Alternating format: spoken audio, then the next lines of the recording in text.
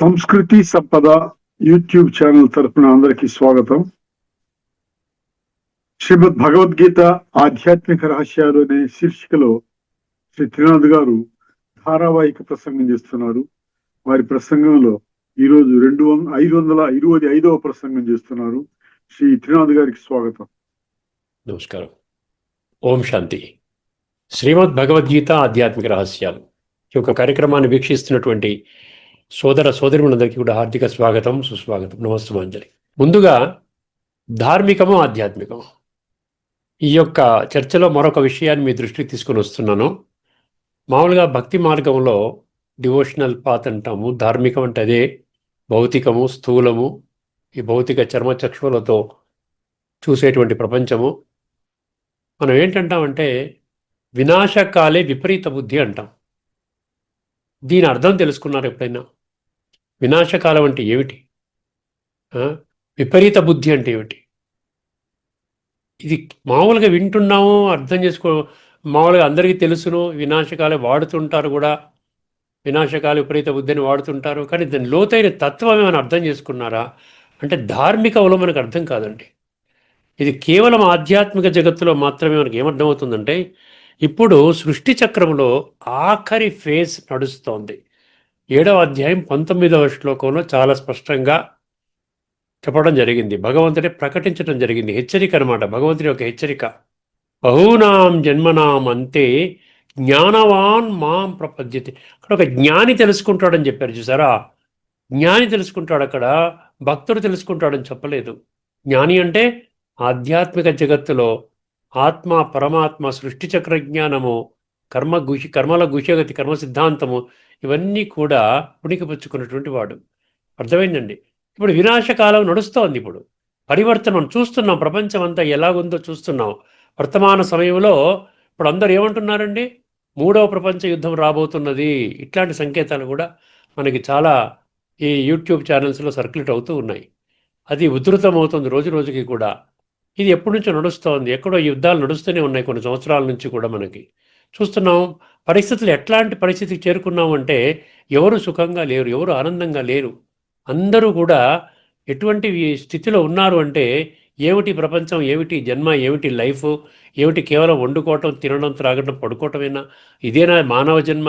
84 లక్షల జీవరాశులలో ఒక మనిషికి మాత్రమే భగవంతుడు బుద్ధినేత్రాన్ని ఇచ్చింది. దీని కొరకేనా? ఇవన్నీ ఆలోచనలు వస్తున్నాయి, చూసారా?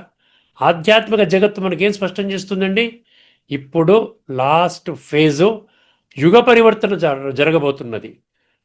యుగ పరివర్తన జరగాలి అంటే పాత యుగం పోవాలి, క్రొత్త యుగం రావాలి. ఇది పరివర్తన సమయం.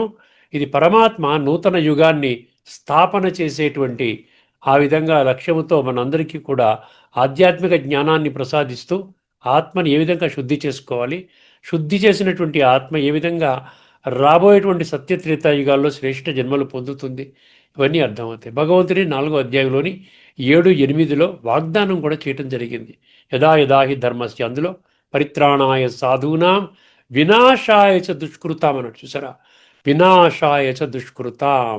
ఈ దుష్కర్మలు చేసేవాళ్ళందరూ నా యొక్క ధర్మ సంస్థాపన కర్తవ్యంలో సమర్థించే పనులు చెయ్యరు. వాళ్ళు నాకు అవసరం లేదు.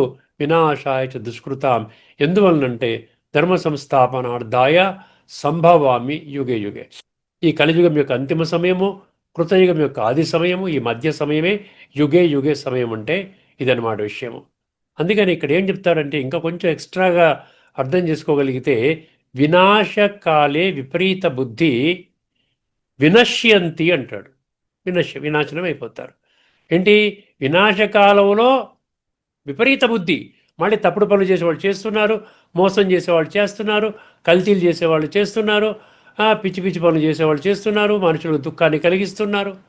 అర్థమైందండి? భలే వాళ్ళు పూజలు ప్రార్థనలు చేసి ఉండొచ్చు, కానీ నేను ఒక సాటి మనిషిని దుఃఖానికి గురి చేయకూడదు.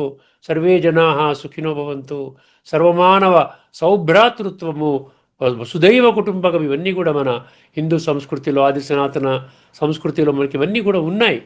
అర్థమైందండి? అందుకని అక్కడ వినశ్యంతి, ఎవరైతే విపరీత బుద్ధిలో తప్పుడు పనులు చేస్తారో, పరమాత్మ దివ్య కర్తవ్యాన్ని, ధర్మ సంస్థాపన కర్తవ్యాన్ని సమర్థించే పనులు చెయ్యరో, వాళ్ళు వినాశనము కాబడతారు. ఇప్పుడు చూస్తున్నాం కూడా పరిస్థితులు. ఇక తర్వాత ఇంకోటి ఏమొచ్చిందంటే వినాశకాలే విపరీత బుద్ధి తెలుసుకున్నాం కదా. వినాశకాలే ప్రీతి బుద్ధి అక్కడ విజయంతి అంటాడు. వినాశకాలం ఎలాగన్నా వినాశకాలం వస్తుంది, ఇవాళ కాకపోతే రేపైనా, రేపు కాకపోతే ఎల్లుండైనా, అతి త్వరలోనే. భగవంతుడి యొక్క మాటలు అసత్యము కాదు, భగవంతుడు ఒక్కడే పరమ సత్యము. మనము కూడా భగవంతుని ప్రార్థించాము. 1:3:28 బృహదారణిక ఉపనిషత్తు ఏం చెప్పామండి? అసతోమా సద్గమయ, తమసోమా జ్యోతిర్గమయ, మృత్యోర్మా అమృతంగమయ. నేను సత్య మార్గంలో ప్రయాణం చేస్తున్నాను తండ్రి, నాకు సత్య మార్గం బోధించు. సత్య మార్గం అంటే ఏమిటో చూపించు. అదేవిధంగా అజ్ఞాన అంధకారంలో వెతుకుతూ ఉన్నాను, నీకు తిరుగుతూ ఉన్నాను. నాకు ఈ జ్ఞానం అనేటువంటి వెలుగుని నాలో ప్రసరింపచేసి ఆత్మజ్ఞానాన్ని ప్రసాదించు. మృత్యోర్మ అమృతంగమయ్య. ఈ మృత శరీరములో అమృతత్వము అంటే ఆత్మజ్యోతి ఏదైతే ఉన్నదో దాని యొక్క సమూలమైనటువంటి జ్ఞానాన్ని, సంపూర్ణమైనటువంటి జ్ఞానాన్ని ఇచ్చి నా జీవితాన్ని సర్వాంగ సుందరంగా తయారు చేయి తండ్రి. ఓం శాంతి శాంతి శాంతి. భగవంతుడు చెప్తున్నాడు. అందుకని వినాశకాలే ప్రీతి బుద్ధి.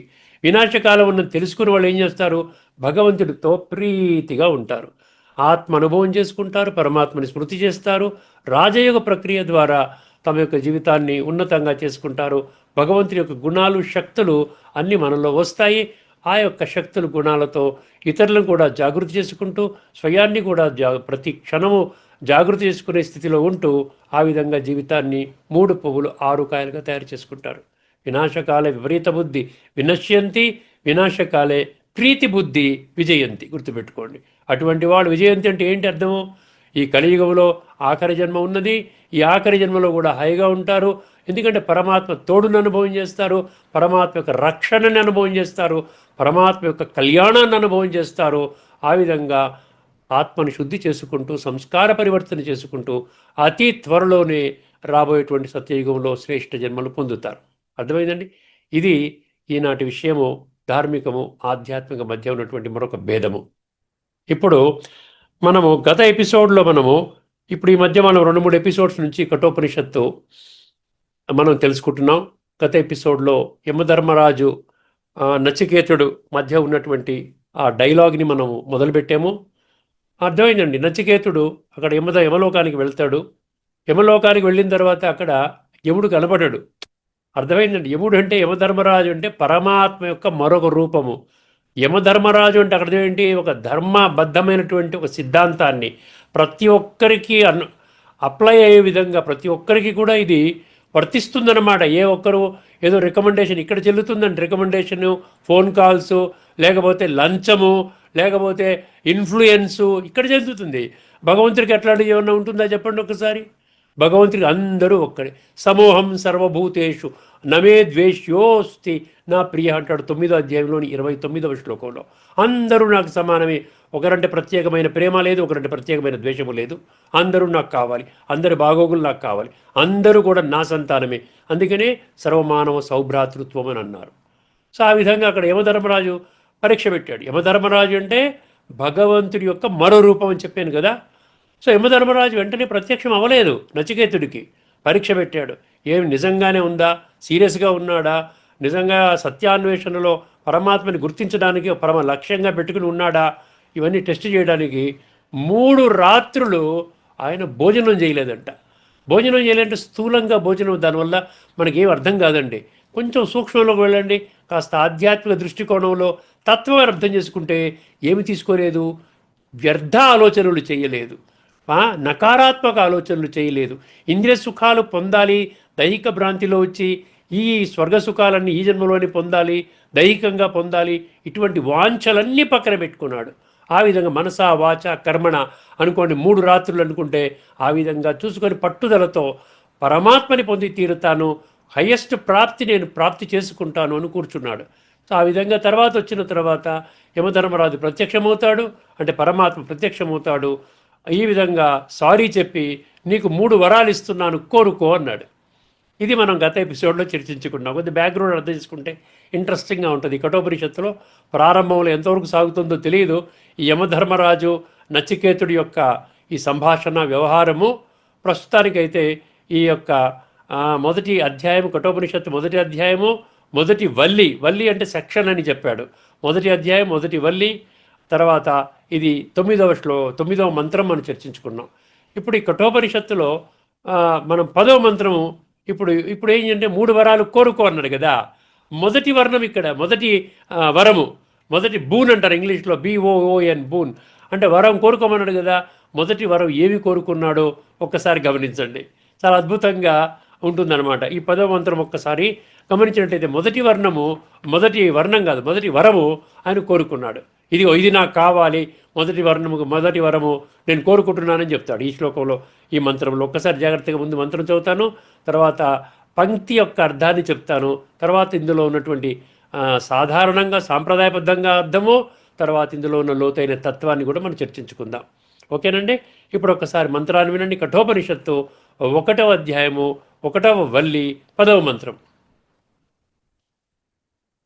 శాంత సంకల్ప సుమనా యథా స్యాత్ వీతమన్యు గౌతమో మా అభిమృత్యో తత్ప్రసృష్టం మా అభివదేత్ ప్రతీతః ఏతత్త్రయాణాం ప్రథమం వరం వృణే. ఇది మంత్రము. మీరు కూడా చదువుకోవచ్చండి. మీరు కఠోపనిషత్తు 1.1.10 అని కొడితే మీకు వచ్చేస్తుంది. అర్థమైందండి. ఒక్కసారి ఇందులో ఉన్న పంక్తి వైజు మనం అర్థాన్ని ప్రయత్నం చేద్దాం. ఇప్పుడు ముందుగా ఆఖరి పంక్తిని నేను ముందు తీసుకొస్తున్నాను. ఆఖరి పంక్తిలో ఉన్న విషయం ముందు తీసుకొస్తే మనకి మిగతా 3 పంక్తులు మనకు అర్థమవుతాయి. ఏతత్త్రయాణాం ప్రథమం వరం వృణే. నువ్వు 3 వరాలు కోరుకోమన్నావు కదా, ఇది నా ప్రథమ వరము అంటున్నాడు.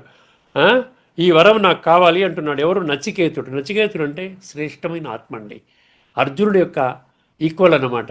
అంటే తపన, మంచి హయ్యెస్ట్ ప్రాప్తి పొందాలి, జీవితాన్ని బ్యూటిఫుల్గా చేసుకోవాలి అనేటువంటి ప్రపంచంలో ఎవరైతే ఉన్నారో 3 కోట్ల మంది చివరికి తయారవుతారు సత్యయుగంలో వచ్చేవాళ్ళు. వాళ్ళందరూ కూడా నచికేతుల యొక్క రిప్రజెంటేటివ్స్ అనమాట. అర్థమైందండి. నచికేతుడు అనండి, అర్జునుడు అనండి. ఏతత్త్రయాణాం ప్రథమం వరం వృణే అంటే ఈ 3 వరాలలో ఇదే మొదటి వరముగా నేను కోరుతున్నాను. చూసారా, మొదటి వరముగా కోరుతున్నాను అంటున్నాడు. ఏమిటా వరం? తర్వాత మొదటి పంక్తి, శాంత సంకల్ప సుమనా. శాంత సంకల్ప సుమనా యథా స్యాత్. దీని మీనింగ్ ఏంటంటే శాంతమైన సంకల్పంతో శుభమైన మనస్సుతో నా తండ్రి ఉండాలి. ఎందుకంటే తండ్రి ఒక శాపములాగా ఇచ్చి నిన్ను యమధర్మరాజుకి బలి చేస్తాను, నిన్ను మృత్యువుకి పంపిస్తాను అన్నాడు కదా కోపంతో. ఈయన నన్ను ఎవరికి దానం చేస్తావు, నన్ను ఎవరికి ఇస్తావు అని 3 సార్లు అంటే ఆయన కోపంతో ఏమన్నాడు? నిన్ను మృత్యువుకి ఇస్తాను అన్నాడు. ఆ విధంగా ప్రయాణం చేస్తూ మొత్తానికి యమలోకానికి వచ్చాడు ఆయన. ఎవరు? నచికేతుడు. ఇక్కడ ఏమని కోరుతున్నాడు? ఫస్ట్ కోరిక ఏంటంట? నా తండ్రి శాంతమైన సంకల్పముతో శుభమైన మనస్సుతో ఉండాలి, నా తండ్రి ప్రశాంతంగా ఉండాలి, చాలా అలజడిగా ఉండాలి. ఎందుకంటే వాజశ్రవసుడు అంటే దేనికి? భౌతికానికి రిప్రజెంటేటివ్. నచికేతుడు దేనికి రిప్రజెంటేటివ్? ఆధ్యాత్మికంగా ఆత్మజ్ఞానాన్ని పొందినటువంటి ఒక శుద్ధమైనటువంటి ఆత్మకి రిప్రజెంటేటివ్, పరమాత్మని గుర్తించినటువంటి వాడికి రిప్రజెంటేటివ్. అర్థమైందండి. అందుకని ఇక్కడ ఏం చెప్తున్నాడు? నా తండ్రి కూడా పరమాత్మని పొందాలి, నా తండ్రి కూడా శాంతిగా ఉండాలి, నా తండ్రి అలజడి టెన్షన్స్ నుంచి దూరం అవ్వాలి. చూసారా ఏ విధంగా అయితే మనం కూడా అనుకుంటాం కదా, మన బంధువుల గురించి ఏమనుకుంటాం? అందరూ బాగుండాలి అనుకుంటామా లేదా? సర్వే జనా సుఖినో భవంతు లోకా సమస్త సుఖినో భవంతు అనుకుంటామా లేదా? అదంతా మన హిందూ ధర్మంలో ఉంది కదా. శాంతమైన సంకల్పంతో శుభమైన మనస్సుతో ఉండాలి. ఇది శాంత సంకల్ప సుమనా యథా స్యాత్. తర్వాత ఏం కోరుకున్నాడు చూడండి, 2వ పంక్తి, వీతమన్యు గౌతమో మా అభిమృత్యో. వీతమన్యు గౌతమో మా అభిమృత్యో. ఇది 2వ పంక్తి. అర్థం ఏమంటున్నాడు? ఓ మృత్యుదేవ. మృత్యు అంటే యమధర్మరాజుని, ఓ మృత్యుదేవ. ఎందుకు యమధర్మరాజుని మృత్యుదేవ అన్నారు? మృత్యు తర్వాత జ్ఞానము ఒక్క యమధర్మరాజుకే తెలుసు, అంటే పరమాత్మకే తెలుసు, ఇంకెవరికి తెలియదు. నిజంగా మృత్యువు తర్వాత మొత్తం జ్ఞానం అంతా అర్థమైందనుకోండి, మనం ఇట్లాంటి పిచ్చి పిచ్చి పనులు చేస్తామా? అందరినీ బాధ పెట్టే పనులు చేస్తామా? పాపకర్మలు చేస్తామా? విషయ వికారాల వలయం అయిపోయి అందులో వికారాలు మునిగిపోయి ఆ ఊబిలో కూరుకుపోయి ఏదో డబ్బు సంపాదన ఏదో పెట్టుకొని లౌకికంగా కోరికలు తీర్చుకోవడానికి మనం చేస్తామా? చెయ్యము. అందుకనే అక్కడ యమధర్మరాజుని ఏం చెప్పాడు? ఓ ఓ మృత్యుదేవా, ఆయనకి సృష్టి యొక్క ఆదిమధ్యాంతాలన్నీ తెలుసు కాబట్టి ఇది శరీరానికి మరణము లేదు, ఆత్మకి మరణము లేదు, శరీరానికి మరణము, ఆత్మకి మరణము లేదు. కేవలం శరీరం వస్త్రములాగా అది విడిచిపెడుతుంది, తీసుకుంటుంది, కొత్త వస్త్రం తీసుకుంటుంది, పాత వస్త్రాన్ని విడిచిపెడుతోంది. వాసాంసి జీర్ణాని 2వ అధ్యాయము 22వ శ్లోకము. ఇక్కడ వాజశ్రవసుడిని ఏమన్నాడు తెలుసునండి? గౌతమ అన్నాడు. గౌతమ అన్నాడు. గౌతమ అంటే ఏంటి? ఎందుకు గౌతమ అన్నాడు అంటే, గౌతమ అనేది గోత్రం అంట. వాజశ్రవసుడి పేరు తండ్రి పేరు, కానీ గౌతమ గోత్రానికి చెందినవాడు. అందుకనే గౌతమ గోత్రానికి చెందిన నా తండ్రి వాజశ్రవసుడు క్రోధరహితుడుగా ఉండాలి. ఇక్కడ వీత మన్యు, మన్యు అంటే క్రోధము, వీత అంటే విడిచిపెట్టాలి. నా తండ్రి చాలా కోపంగా నన్ను ఆ విధంగా శాసించి పంపించేశాడు, నిన్ను మృత్యువుకి ఇస్తానని చెప్పి పంపించాడు. ఆ క్రోధము తగ్గాలి. అర్థమైందండి? చూడండి, అది ఇందులోనే ఉన్నటువంటి 2వ ఆస్పెక్ట్. ఒకటి శాంతిగా ఉండాలి, శుభ సంకల్పం చేయాలి, ఎప్పుడు ప్రశాంతంగా ఉండాలి. 2వది గౌతమ గోత్రానికి చెందిన నా తండ్రి క్రోధరహితుడుగా ఉండాలి, క్రోధం అనేది సమూలంగా విడిచిపెట్టాలి. తర్వాత 3వది అయిపోయింది కదా, 3వ పంక్తి చెప్పానా? వీతమన్యు తత్ త్వత్ 3వది త్వత్ ప్రసృష్టం మా అభివదేత్ ప్రతీత. ఇది 3వదండి, 3వ పాయింట్. త్వత్ ప్రసృష్టం మా అభివదేత్ ప్రతీత. ఏం చెప్తున్నాడు తెలుసునండి మీనింగ్? దీని మీనింగ్ ఏంటంటే, యమధర్మరాజా, నీవు నన్ను మళ్ళీ పంపించేస్తావు కదా, నా తండ్రి దగ్గర మళ్ళీ పంపించేస్తావు కదా, పంపించినప్పుడు ఆయన నన్ను స్నేహపూర్వకంగా స్వీకరించి పలకరించాలి అంటున్నాడు. చూసారా?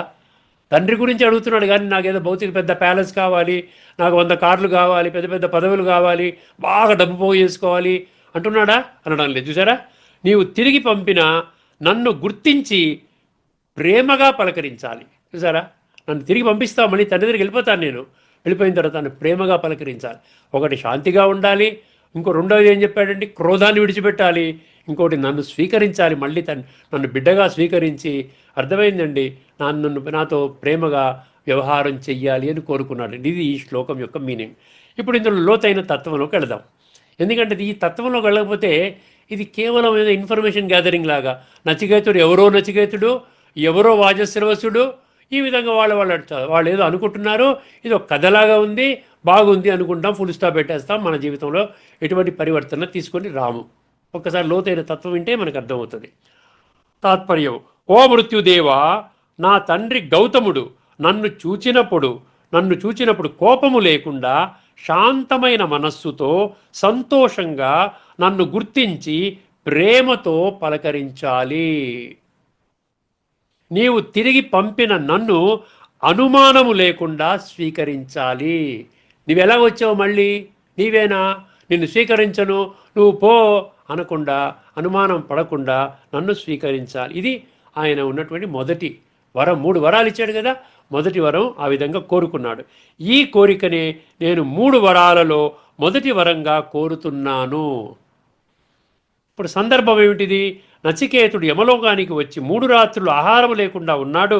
యముడు సంతోషపడి 3 వరాలు ఇవ్వడానికి సిద్ధపడ్డాడు. ఇప్పుడు నచికేతుడు మొదటి వరముగా తండ్రి శాంతిని కోరుతున్నాడు. ఇప్పుడు లోతైన ఆధ్యాత్మికం అర్థంలోకి వెళదాం. అర్థమైందండి? ఇందులో మొదటి పాయింట్, నచికేతుడు స్వర్గము, సంపద, జ్ఞానము ఇవేమీ అడగలేదు. ముందుగా అడిగింది ఏమిటండి? పితృభక్తి. పితృభక్తి ఇది కేవలం కుటుంబ ధర్మము కాదు, అంతర్గతంగా సంబంధ శుద్ధిని కాంక్షిస్తున్నాడు. సంబంధాల్లో శుద్ధత, మధురత రావాలి, ప్రేమపూర్వక సంబంధం ఉండాలి. అర్థమైందండి? ఈ విధంగా ఇటువంటి సంబంధాలు ఉండాలి అని కాంక్షిస్తున్నాడు. రిలేషన్షిప్ ప్యూరిఫికేషన్ అన్నాడు. సో నచికేతుడు చెప్పే సందేశం ఏమిటండి? ముందుగా సంబంధము సరిచేయాలి. సంబంధం బాగా ఉంటే తర్వాత జ్ఞానం. ఇంట్లో గొడవ పడుతూ ఉంటే ఎవరన్నా వచ్చి మీకు జ్ఞానం చెప్తామంటే పొమ్మంటారు, మనం బిజీగా ఉన్నాం, అసలు మా ఇంటికి రావద్దంటారు. అర్థమైందండి? జ్ఞానం చెప్పడానికి, హయ్యెస్ట్ జ్ఞానం చెప్పడానికి వచ్చినా కూడా అది వినడానికి అక్కడ వాతావరణం సరిగ్గా ఉండాలండి. అందుకనే ముందు సంబంధాలు బాగుండాలి, ప్రశాంతంగా ఉండాలి, కాస్త దైవచింతనగా ఉండాలి. ఈ విధంగా ఉంటే వాళ్ళు వినగలుగుతారు. అర్థమైందండి? వాళ్ళు వెల్కమ్ చేస్తారు. రెండవది ఇక్కడ వీతమన్యు అన్నాడు. వీతమన్యు అంటే ఏంటి? క్రోధాన్ని పూర్తిగా తొలగించుకోవాలి. క్రోధ నిర్మూలన. క్రోధం అంటే ఏమీ లేదండి, దేహాభిమానం వల్ల వస్తుంది క్రోధం. ఈగో అంటారు కదా, ఈగో వల్ల క్రోధం వస్తుంది. దేహాభిమాన ఫలితము క్రోధము. క్రోధం ఏం చేస్తుందంట? ఆంతరిక శాంతిని నాశనం చేస్తుంది. క్రోధం ఉంటే ఏమని గెటౌట్ అన్నాడు కదా తండ్రి. నీవు వెళ్ళిపో, గెటౌట్, నీ మృత్యువుకి ఇచ్చేస్తాను పంపించాడు కదా. అర్థమైందండి? క్రోధం ఆ విధంగానే చేస్తుందన్నమాట. ఆంతరిక శాంతిని నాశనం చేస్తుంది. ఈ రాజయోగం ఏం చేస్తుందంటే క్రోధము నుండి విముక్తి చేస్తుంది. అర్థమైందండి? రాజయోగం ఎందుకు చేస్తున్నాము? ఈ విషయ వికారాల నుండి బయటపడటానికి చేస్తున్నాం. భగవంతుడి శక్తులు ఉంటే మనలో కాస్త మనం ఈ విధంగా కంట్రోల్ చేసుకోగలుగుతాం. కాబట్టి నచికేతుడు ఏమడిగాడు? తండ్రి కోపము పోవాలి అన్నాడు. వీతమన్యు అన్న పదం యొక్క అర్థం ఇది.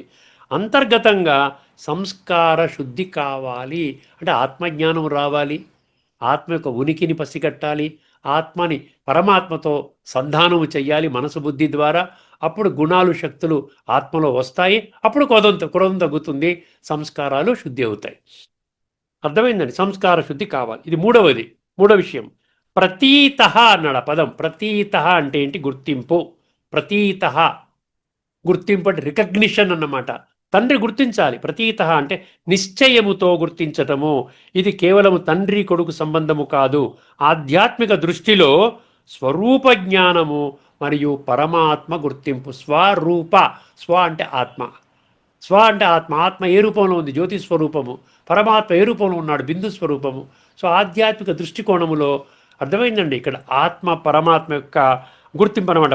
ఆత్మ పరమాత్మని గుర్తించాలి, పరమాత్మ ఆత్మని గుర్తిస్తాడు. ఎలాగైనా గుర్తిస్తాడు. పరమాత్మ అందరికీ తండ్రిని అని చెప్తున్నాడు కదా. పితాహమస్య జగత అని అన్నాడు కదా. సమూహం సర్వభూతేషు అన్నాడు. కాబట్టి మనం ఆత్మగా అనుభవం చేస్తే పరమాత్మని మనం గుర్తించగలుగుతాము. నాలుగో విషయము భౌతిక తండ్రి. భౌతిక తండ్రి వాజస్రవసుడు. అతని గౌతమి గోత్రం కాబట్టి గౌతమి అనొచ్చు. వాజస్రవసుడు భౌతిక తండ్రి. పరమాత్మ ఏంటి? పరమాత్మ భౌతిక తండ్రి కాదు కదా. పరమాత్మ సర్వ ఆత్మల తండ్రి. పితా అహమస్య జగత 9-17. అందులో నచికేతుడు ఉన్నాడు, వాజస్రవసుడు ఉన్నాడు. ఆ రిప్రజెంటేటివ్ క్యారెక్టర్స్ మనం అందరం ఉన్నాం. పితా అహం జగత, మాత. పిత అంటే తల్లి తండ్రి నేను ఒక్కడినే. త్వమేవ మాతా చ పితా త్వమేవ, హెవెన్లీ గాడ్ ఫాదర్, ఏక్ ఓంకార్, అల్లాహు అక్బర్, ఇవన్నీ వచ్చేస్తాయి. ఇది ప్రత్యక్షంగా భౌతిక తండ్రి గురించి ఉన్నప్పటికీ, జాగ్రత్తగా వినండి, ఇది ప్రత్యక్షంగా భౌతిక తండ్రి గురించి ఉన్నప్పటికీ సూక్ష్మంగా చూస్తే ఆత్మ పరమాత్మ సంబంధము పునరుద్ధరణకు సంకేతము. అర్థమైందండి? అదన్నమాట.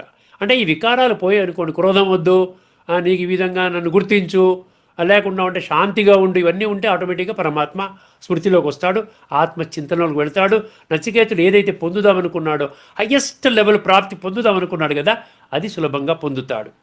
అందుకని మొదటి వరం ఏమిటి? ఆధ్యాత్మిక ప్రోగ్రెషన్ అన్నాడు. ఆధ్యాత్మిక పురోభివృద్ధి. ప్రోగ్రెషన్ అంటే అదనమాట. సంబంధ శుద్ధి ఫస్ట్ బోన్. అర్థమైందండి? ఈ విధంగా ముఖ్యంగా మనం ఆధ్యాత్మికంగా ఈ మంత్రం ఏం చెప్తుందండి మనకి? క్రోధము ఆధ్యాత్మిక శత్రువు. మీరు ఆధ్యాత్మికంలో కొంచెమైన ఎదగాలి అనేటువంటి సంకల్పం మీకున్నట్లయితే ముందుగా మీరు విడిచిపెట్టవలసింది ఏంటండి? కోపాన్ని విడిచిపెట్టాలి. ఆధ్యాత్మిక శత్రువు. 2 శాంతి, నిజమైన సంపద. శాంతి, మనశ్శాంతి అంటాం. ప్రతి ఒక్కరు శాంతి కోసం ప్రయత్నం చేస్తారు. ఓం శాంతి అంటాం. ఓం శాంతి అంటే నేను ఆత్మని, నా స్వధర్మము శాంతి. నిరంతరం గుర్తు చేసుకోవడం, నేను ఆత్మని, నా స్వధర్మము శాంతి. శాంతి కోసం బయట వెతకవలసిన పని లేదు. నిజమైన సంపద. సంబంధాల శుద్ధి. మొదటి అడుగు ఏంటి? ఆత్మ పరమాత్మ సంబంధం ఎప్పుడైతే ఏర్పడుతుందో మిగతా భౌతిక ప్రపంచంలో సంబంధాలు న్యాచురల్గానే బాగుపడతాయి. అందరినీ గౌరవిస్తాం, ప్రతి ఒక్కరిని గౌరవిస్తాం. ఎందుకంటే ప్రతి ఒక్కరు పరమాత్మ సంతానముగా గుర్తిస్తాము. అర్థమైందండి? అసలు లక్ష్యం ఏమిటి మనకి? భక్తి, వినయము. ఈ 2 ఉంటే వినయం. ఈరోజు వినయం అంటే అహంకారం లేకపోవడం అనమాట. అహంకారం ఎప్పుడు పోతుంది? నేను నా యొక్క ఒరిజినల్ మూల స్థితికి వచ్చినప్పుడు, స్వరూపాన్ని అర్థం చేసుకుని ఆత్మానుభవం చేసినప్పుడు అటువంటి భక్తి, అది అప్పుడు ఏమవుతుంది? జ్ఞానం పొందడానికి అర్హత అంట. ఆ సమయంలో మనకు అర్హత. ఇప్పుడు గీతతో సంబంధం కొన్ని శ్లోకాలు మీకు చెప్తాను, అదేవిధంగా ఉపనిషత్తుల సంబంధం కూడా చెప్తాను. క్రోధము నాశనము చేస్తుందన్నాడు. వీతమన్యు అన్న పదానికి భావం అండి. ఇక్కడ ఏమిటి, రెండో అధ్యాయంలోని సాంఖ్యయోగంలోని 62, 63 చెప్పాను. 62 అక్కర్లే, 63 క్రోధం మీద టచ్ అవుతుంది. క్రోధాత్ భవతి సమ్మోహ, సమ్మోహాత్ స్మృతి విభ్రమ, స్మృతిభ్రంశాత్ బుద్ధినాశో, బుద్ధినాశాత్ ప్రణశ్యతి అన్నాడు. అక్కడ నాశనమైపోతావు, పతనమవుతావు, నీవు కోపాన్ని ఆపు అంటున్నాడు. అక్కడ కోపము మోహంలోకి తీసుకెళ్తుంది, మోహమేమో స్మృతి నష్టం చేస్తుంది, ఆ స్మృతి నష్టం వల్ల బుద్ధి నాశనం అవుతుంది, బుద్ధి నాశనం అవటం వల్ల ఫైనల్ రిజల్ట్ ఏంటంటే జీవితము పతనం అవుతుంది, భ్రష్టం అవుతుంది అంటున్నాడు. మీరు చదువుకోవచ్చు 2వ అధ్యాయంలోని 63వ శ్లోకము. ఇప్పుడు 16వ అధ్యాయంలోని 20 చాలా శ్లోకాలు, నేను 205 శ్లోకాల లిస్టు చేశాను. మీరు ఈ చెడును విడిచిపెట్టండి, ఇంద్రియాలని అదుపు చేసుకోండి, ఆత్మచింతన చెయ్యండి, కామ క్రోధ లోభము అహంకారాలు పచ్చి వికారాలు ఇది మీ జీవితాన్ని భ్రష్టు పట్టిస్తున్నాయి, వీటన్నిటిని విడిచిపెట్టండి అని 574 శ్లోకాలలో 205 శ్లోకాల లిస్టు నా దగ్గర ఉందండి. ఇక్కడేమిచ్చాడు, కొన్ని శ్లోకాలు చూసినట్లయితే 16, 21లో ఇది చాలా డేంజరస్ శ్లోకం. ఇది నేను డైరెక్ట్గా నరకానికి తీసుకెళ్ళిపోతుందని చెప్తున్నాడు. త్రివిధం నరకస్యేదం ద్వారం నాశనమాత్మన కామ క్రోధ తదా లోభ తస్మాత్ ఏతత్రయం త్యజేత్ అంటాడు. బాబు ఈ మూడింటి వెంటనే విడిచిపెట్టి ఇవి నరకానికి ద్వారాలు. రెండవది, మొదటేమో క్రోధము నాశనము చేస్తుందన్నాడు. రెండవది శాంతి, జ్ఞానానికి ఆధారం. జ్ఞానం పొందాలి అంటే శాంతంగా ఉండాలి, ప్రశాంతంగా ఉండాలి. అర్థమైందండి? ఎటువంటి ఇది లేకుండా ఉండాలి. టెన్షన్తో వస్తే మీకు అర్థం కాదు జ్ఞానం. ప్రశాంతంగా ఉండి అప్పుడు మీరు జ్ఞానానికి ఆధారం శాంతి అంటున్నాడు. ఈ 2వ అధ్యాయంలోని 64లో రాగద్వేష వియుక్తయిస్తూ అన్నాడు. ఇక్కడ ఏంటి అర్థము, అంతఃకరణమును వశమునందుంచుకొనిన సాధకుడు, అంతఃకరణమును వశమునందుంచుకొనిన సాధకుడు పరమశాంతిని అనుభవం చేయును. పరమశాంతి అంటే ముందు అంతఃకరణ అంటే ఆత్మజ్ఞానం పొందాలి. అదేవిధంగా ఇంకా ఏముంది ఇక్కడ, శాంతికి జ్ఞానం చెప్పాడు కదా. 2:65 2:65 ప్రసాదే సర్వదుఃఖానాం హానిరస్యోపజాత్ జాయతే. మనశ్శాంతిని పొందిన వెంటనే అతని దుఃఖములన్నీయును నశించును అన్నాడు. శాంతమైన మనస్సుతో ఉన్నవాని బుద్ధి పరమాత్మ యందు స్థిరపడుతుంది. చూసారా, పరమాత్మ యందు స్థిరపడాలంటే ముందు శాంతిగా ఉండాలి, మన మనసు ప్రశాంతంగా ఉండాలి.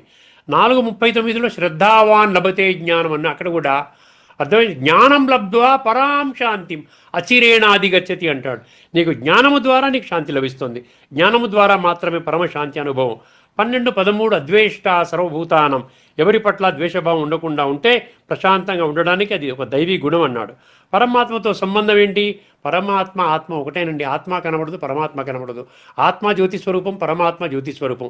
అందుకని 15:7 ఏమన్నాడు, మమైవాంశో జీవలోకే జీవభూత సనాతన, జీవాత్మ పరమాత్మ యొక్క భాగము అన్నాడు. ఇది నచికేతుడు కోరుకున్న తండ్రి సంబంధం యొక్క పరమార్థము. తర్వాత 5:29లో భోక్తారం యజ్ఞతపసాం సర్వలోక మహేశ్వరం సుహృదం సర్వభూతానం అని అండర్లైన్ చేసుకోండి. సుహృదం సర్వభూతానం, ప్రతి ఒక్కరి పట్ల సుహృదయత, అందరి పట్ల శుభభావన శుభకామన పెట్టుకోవాలి. పరమాత్మ సర్వుల స్నేహితుడు. ఈ నిగూఢ సత్యాన్ని గ్రహించిన వారు మాత్రమే శాంతిని అనుభవం చేస్తారు. కఠోపనిషత్తు 2:13 పరమాత్మ పోషకుడు అని చెప్తున్నాడు. శ్వేతాశ్వతర ఉపనిషత్తులో 6:7 దేవతలకు అధిపతి పరమాత్మ అని చెప్పాడు. ముండక ఉపనిషత్తు 2:11లో అన్ని చోట్ల పరబ్రహ్మ స్వరూపమే అన్నాడు. కఠోపనిషత్తు 2.1.1 అంతర్ముఖత అవసరం అన్నాడు. ఉపనిషత్తుల మంత్రాలు శాంతి పరమాత్మతో సంబంధం. కఠోపనిషత్తు 2:13 నిత్యోనిత్యానాం చేతనానాం అన్నాడు. పరమాత్మ విశ్వాత్మల పోషకుడు, తండ్రి భావానికి బలమైన మద్దతు. శ్వేతాశ్వతర ఉపనిషత్తు 6.7 తం ఈశ్వరాణం పరమం మహేశ్వరం తం దేవతానాం పరం చ దేవతం అంటే పరమాత్మ దేవతలకు సైతం అధిపతి. ముండకోపనిషత్తు 2:11 బ్రహ్మవు వేదమమృతం, బ్రహ్మవో వేదమమృతం, అన్ని చోట్ల బ్రహ్మమే ఉంది. ఆ బ్రహ్మముతో ఏకత్వము శాంతి. కఠోపనిషత్తు 2.1.1 పరాంచి కాని వ్యతృణత్ స్వయంభూ అంతర్ముఖత అవసరము అన్నాడు. అయిపోయిందండి. శాంతి మంత్రము, ఒక శాంతి మంత్రం ఉందండి ఇందులో, తైత్తిరీయ ఉపనిషత్తులో ఉంటుంది శాంతి మంత్రము. ఇది ఓం సహనావతు సహనౌ భునక్తు సహ వీర్యంకరవావహై తేజస్వి నావదీతమస్తు మావిద్ విషావహై అని ఉంది కదా. అందరూ కలిసి ఉండాలి, ద్వేషం లేకుండా ఉండాలి. ఇదే శాంతి మంత్రం. ఇదే వీతమన్యు భావానికి సమర్థన. సమగ్ర సారాంశం. అన్ని శాస్త్రాలు ఒకే విషయం చెబుతున్నాయి. క్రోధము పతనానికి దారితీస్తుందని చెప్తున్నాయి. శాంతి జ్ఞానం లభిస్తుంది శాంతిగా ఉంటే. సంబంధ శుద్ధి మొదటి అడుగు. పరమాత్మ సర్వుల తండ్రి. గుర్తింపు ప్రతీత అంటే ఆత్మ జాగృతి. ఆత్మను గుర్తిస్తే పరమాత్మను గుర్తించగలుగుతాం. ఆఖరి మహావాక్యం అండి, సారాంశం, స్ట్రాంగ్ కంక్లూజన్ అంట. నచికేతుడు అడిగింది ఏంటి? బాహ్యంగా తండ్రి శాంతి, అంతర్గతంగా సంబంధ శుద్ధి. అత్యంత లోతుగా ఆత్మ యొక్క శాంత స్థితి పునరుద్ధరణ. ముఖ్యమైన సందేశము, శాంతి లేకుండా జ్ఞానము లేదు, సంబంధ శుద్ధి లేకుండా శాంతి లేదు. సంబంధ శుద్ధి లేకుండా శాంతి లేదు, శాంతి లేకుండా జ్ఞానము లేదు, సంబంధ శుద్ధి లేకుండా శాంతి లేదు, పరమాత్మతో సంబంధము లేకుండా సంపూర్ణ శాంతి లేదు. పరమాత్మ శాంతి సాగరుడు. మనము ఆత్మలం పరమాత్మ సంతానము కాబట్టి శాంతి స్వరూపాత్మలము. ముగింపు నుండి కంక్లూడింగ్, కఠోపనిషత్తు 1:1-10. ఇప్పుడు మంత్రం మనం చర్చించుకున్నట్టు మంత్రం మనకి ఏం చెప్తుందండి? ఆధ్యాత్మిక మార్గంలో ముందుకు వెళ్ళాలంటే మొదట మనస్సు శాంతిగా ఉండాలి, సంబంధాలు పవిత్రంగా ఉండాలి. అప్పుడు మాత్రమే పరమాత్మ జ్ఞానం పొందగలుగుతాము. వాజస్రవసుడు ఋషి వంశానికి చెందినవాడు, అందుకని గౌతమి గోత్రం అన్నాడు వాజస్రవసుడు. నచికేతుడు ఇలా కోరుతున్నాడు, నా తండ్రి వాజస్రవసుడు కోపము లేకుండా శాంతంగా నన్ను ప్రేమతో స్వీకరించాలి. ఆధ్యాత్మిక దృష్టిలో ఒక సూక్ష్మ సత్యం ఉందండి. వ్యక్తి పేరు కంటే అతని సంస్కార పరంపర, లీనియేజ్ ఆఫ్ వాల్యూస్ అన్నాడు ముఖ్యము. అంటే ఆత్మ యొక్క అసలు వంశము, ఆత్మ యొక్క అసలు వంశము పరమాత్మ వంశము. అర్థమైందండి? ఇక్కడితో మనం ఈ చర్చను ముగించుకుందామండి. తదుపరి ఎపిసోడ్లో మరొక కఠోపనిషత్తు 11వ మంత్రాన్ని మనం చర్చించుకుంటాం, అందులో ఉన్నటువంటి లోతైన తత్వాన్ని. అంతవరకు సెలవండి. అందరికీ నమస్కారం. లోకా సమస్త సుఖినో భవంతు. ఓం శాంతి. శ్రీమద్ భగవద్గీత ఆధ్యాత్మిక రహస్యాలు శీర్షికలో శ్రీ త్రినాథ్ గారు ధారావాహిక ప్రసంగం చేశారు. వారికి ధన్యవాదాలు. నమస్కారం అండి.